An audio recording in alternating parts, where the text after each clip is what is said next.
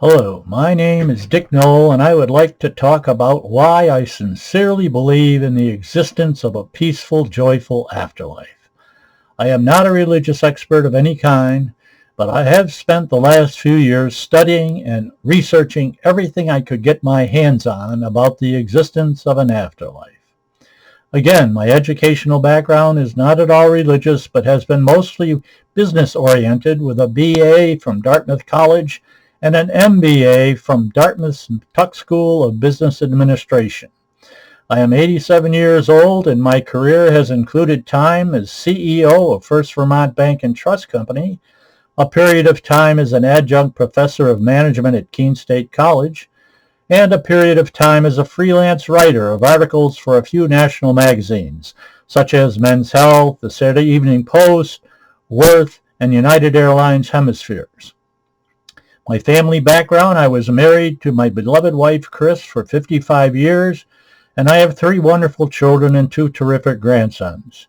One of my 2 daughters, Suzette, suffers severely from ataxia as well as a recent stroke, and my other daughter, Renee, copes with limited education, having been born mentally challenged. But both my daughters are the most courageous women I know and have brought me untold pleasure with their accomplishments in their lives. My only son, Rick, who has a BA and a master's degree, is an exceptional brother who works hard with me, helping take care of his 2 disabled sisters. Rick himself has 2 sons, and both recently graduated from college and both have jobs taking care of the less fortunate. I became seriously interested in researching the subject of the afterlife after my wife Chris passed away 6 years ago. I wanted to know what the future might hold for her, as well as many other relatives and friends who have passed away. I was raised Catholic, and later in life actually served some time at a local rural church as a Eucharistic minister. But like most Christians, as well as most of humanity, I wanted to know more about what might really happen to our spirits after our physical bodies cease to function.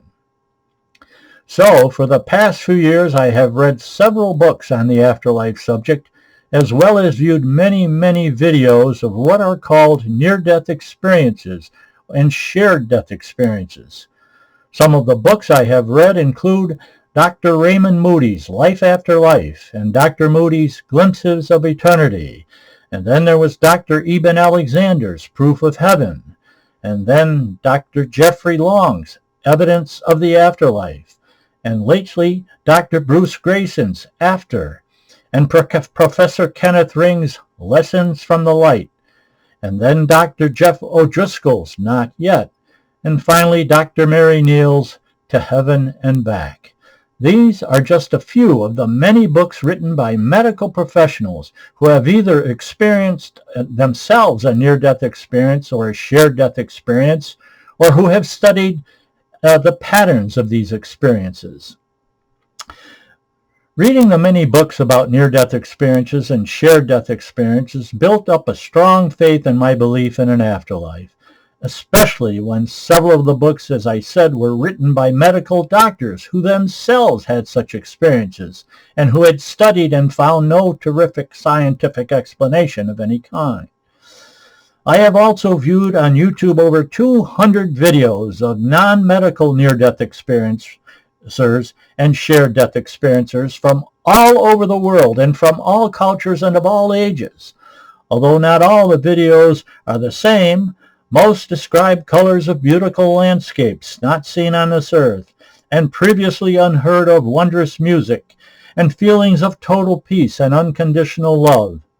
And of course, all these experiences were sent back with a mission to pass on to others what they saw and what awaits us if we only use our free will to embrace a belief in a loving, forgiving God. My research in the afterlife has led me to make several videos about this subject and about my many reasons for a strong belief in a peaceful, joyful afterlife.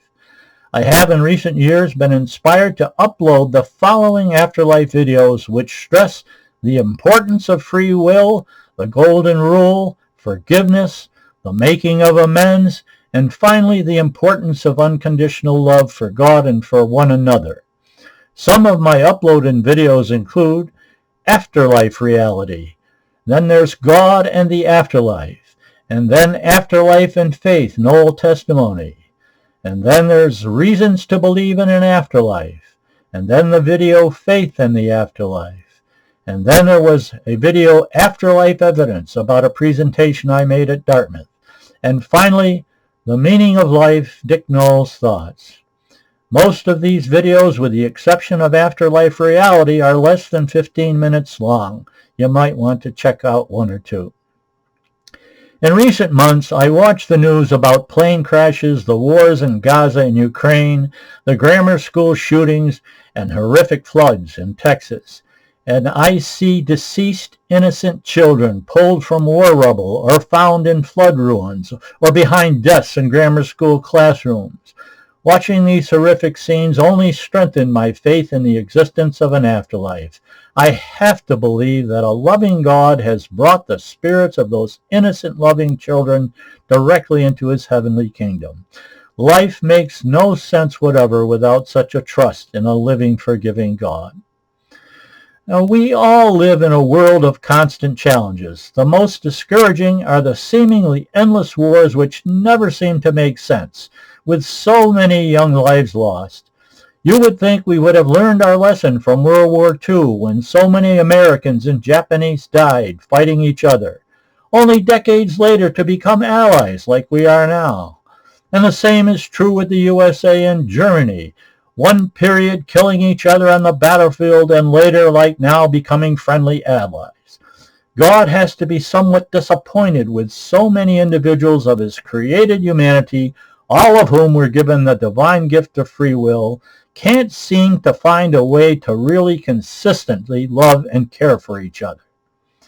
As I have proposed in one of my videos, I believe life on planet Earth is a test for all of us to see how we choose to use the divine gift of free will during our time on God's earthly planet, regardless of how long we are physically here. God or Jesus watches our loving and unloving actions during our lifetimes on earth, no matter how long that period of lifetime may turn out. He knows, and I think expects us not to be perfect with all our free will decisions, but he also hopes we will ask for forgiveness when we realize we have made serious mistakes. And I believe his forgiveness is there when we ask for it sincerely. There is no doubt in my mind at all that those who lose their lives so prematurely, like the innocent school shooting victims, or the young boys and girls drowned in the recent Texas floods, or the young children pulled from the ruins in Gaza and Ukraine, all are brought by God directly into his heavenly kingdom. How will these young children evolve and grow? That is one of the many questions we are not told the answer to. But we have to have faith that they will evolve into angelic heavenly beings, serving God in a chosen divine manner he sees fit. For those of us who live out our lives more completely into our 70s or 80s, or perhaps just our 30s, 40s, 50s, and 60s, we have much more to think about and work on to hopefully earn our way to the heavenly afterlife atmosphere. Unlike the innocent children with their pure, innocent hearts, we adults with our free will gift face the serious life challenges, the main one being showing an unconditional love for our fellow human beings. It is not always an easy task, especially when we see world leaders make decisions that lead to the death of so many innocent children. And there are so many other negative forces and energies and temptations that sometimes get a hold of us and lead us to make poor and hurtful decisions.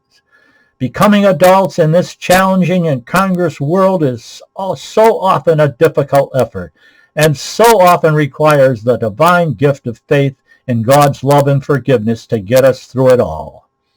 In my research of the afterlife subject, one of the most important concepts that often came up was something called the life review, where some near-death experiencers get to see all the key events of their lives and how their actions affected other individuals. The life review is so important and is something we all should do and not wait for a possible near-death experience. We, especially our older folks, do it now and see where we have gone wrong with God's gift of free will, and then make our best efforts of correcting our mistakes while we are still alive on this earth. Hopefully, God will recognize sincere efforts and at the end of life grant us forgiveness and a path to his heavenly kingdom. So, my friendly viewers, thank you for taking the time to watch my effort to summarize my research on the afterlife and my reasons for believing it is definitely real. My hope is that many more of humanity will join in that belief so that much of the pain and suffering in our world can be eliminated or at least lessened. We must all just keep trying to do our best. So thank you again for taking the time to watch my video and share my thoughts and research on the afterlife.